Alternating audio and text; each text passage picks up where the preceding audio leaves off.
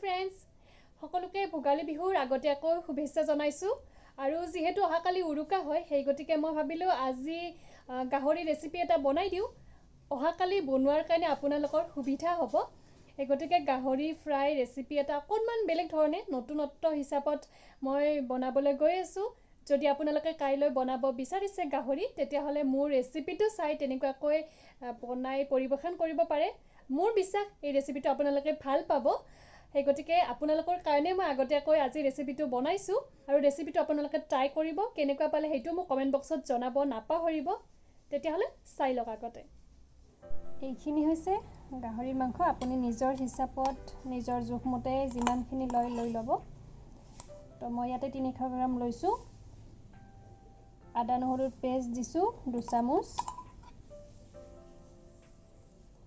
তাৰ পিছতে আমাক লাগিব নিমখ সোৱাদ অনুসৰি নিমখ দি লব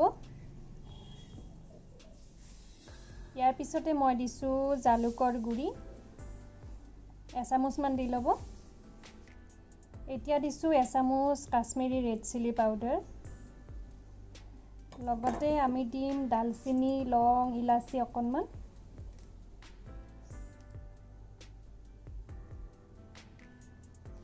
এতিয়া গুটেখিনি ভালদৰে মিলাই লম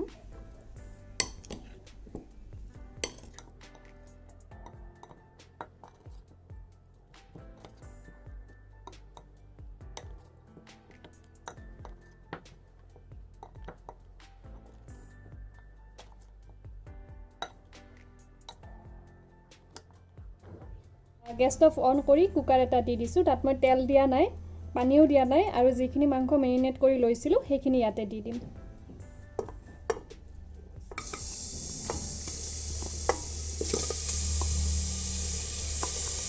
এতিয়া ঢাকনিখন বন্ধ কৰি 2-3টা হুইসেল আহিব দিম মাংসত যিমানখিনি পানী থাকে সেইখিনি সাফিসিয়েন্ট হয় এইখিনি সিজাৰ কাৰণে সেই গতিকে পানী নিদিও আৰু যদি আপোনালোকে বিচাৰে অকনমান আধা কাপ মান পানী দিও দিব পাৰে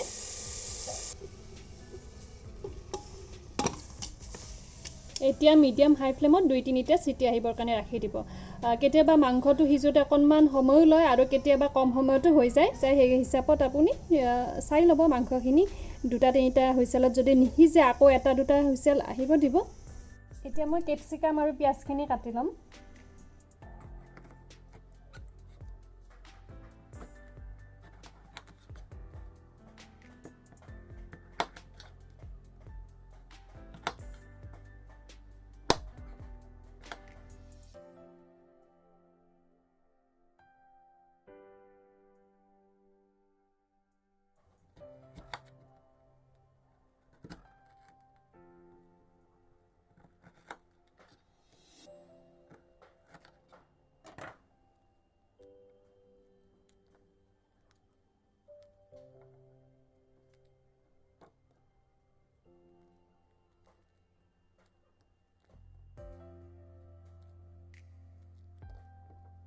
এতিয়া মই গেছ ষ্টভ অন কৰি কেৰাহীটো পাতি দিছো আৰু তাত অকনমান সৰিয়হৰ তেল দিম বহুত বেছি দিব নালাগে 2-3 চামুচ মান দি দিছো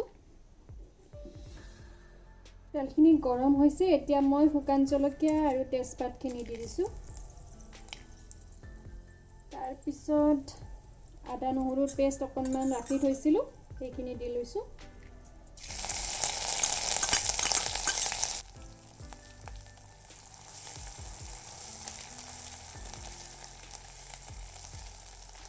বইল কৰি লোৱা পৰ্কখিনি এইখিনি এতিয়া মই তেলত দি দিম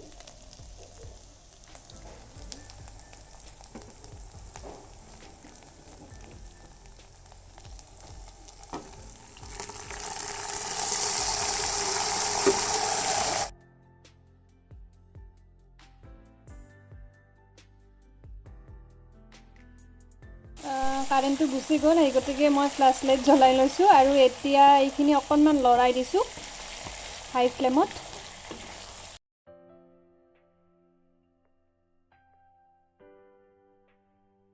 কাটি থোৱা পিয়াজখিনি দি লৈছো ইয়াতে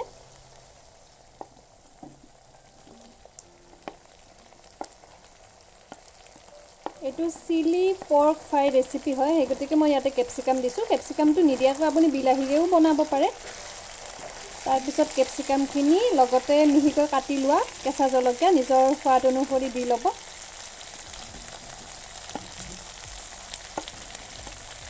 নিমখটো টেষ্ট কৰি ল'ব। আমি বইল কৰোঁতে দি লৈছিলোঁ নিমখটো, গতিকে যদি কম হোৱাৰ নিচিনা হয় অকণমান ইয়াতে নিমখো দি ল'ব পাৰে। মিডিয়াম ফ্লেমত এইখিনি লৰাই অকণমান সময় ভাজি ল'ম, 3-4 মিনিট বা 5 মিনিটমান সময়।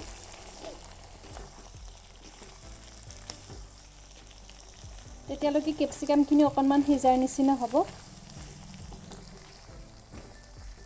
এতিয়া ইয়াতে দিছোঁ এচামুচ ভিনেগাৰ, নিদিলেও কথা নাই, এইটো মোৰ তাত আছিলে সেই গতিকে দি লৈছোঁ। তাৰপিছত দিম চয়া চচ এচামুচ আৰু টমেটো কেটচাপ এচামুচ বা 2 চামুচ।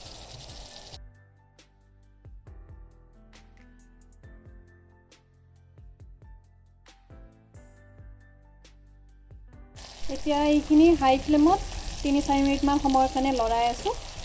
আৰু তাৰপিছত যদি আপোনাৰ ওচৰত পিঁয়াজৰ পাত আছে সেয়া সৰু সৰুকৈ মানে মিহিকৈ কাটি লৈ দি দিব পাৰে, আৰু ধনিয়াও দিব পাৰে। মই অকণমান ধনিয়া দি দিম। ইয়াতে ধনিয়াখিনি দি লৈছোঁ আৰু তাৰপিছত এবাৰ লৰাই গেছটো অফ কৰি দিম।